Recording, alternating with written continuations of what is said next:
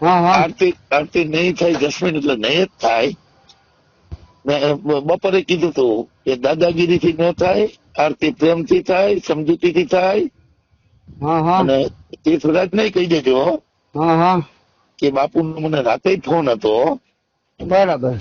કાલે આરતી થશે તો જોવા જેવું થશે.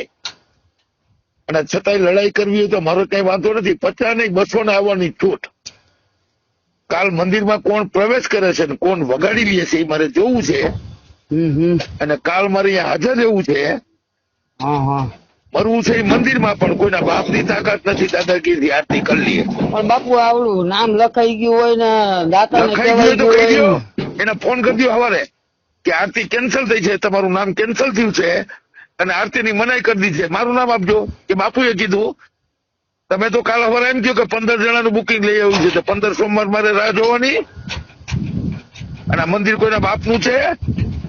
અને જસ્મીન તને પ્રેમથી કહી દઉં છું, આનું પરિણામ આવશે ને એનો ભોગ તું બનીશ.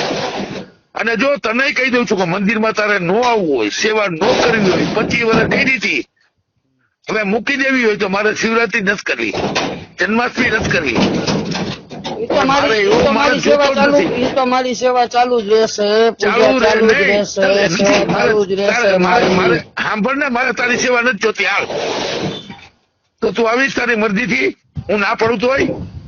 સેવા તો બાપુ મારે તારી સેવા હું નથી જોતી, મહાદેવની સેવા જસ્મીન. કરું, હું મહાદેવની સેવા કરું છું ને. હું ક્યાં મહાદેવની નથી હું કરવી, કોઈ નામની મહાદેવની નથી કરવી, કરતો. મહાદેવની કરવી તો ગમે તે મંદિરે જઈને કહીશ. અમરનાથ મંદિરે નહીં, પીટી બાપુ ના પાડે છે. હાલ, અને તોય તારે કરવી છે તો કરીને તું બતાવ. હોળીનું નારિયેળ શું થાય છે એટલું સમજી લેજે. આનું પરિણામ જોવા જેવું આવશે. હું મરવા માટે તૈયાર છું, પણ આરતી કરવા માટે તૈયાર નથી, નથી ને નથી.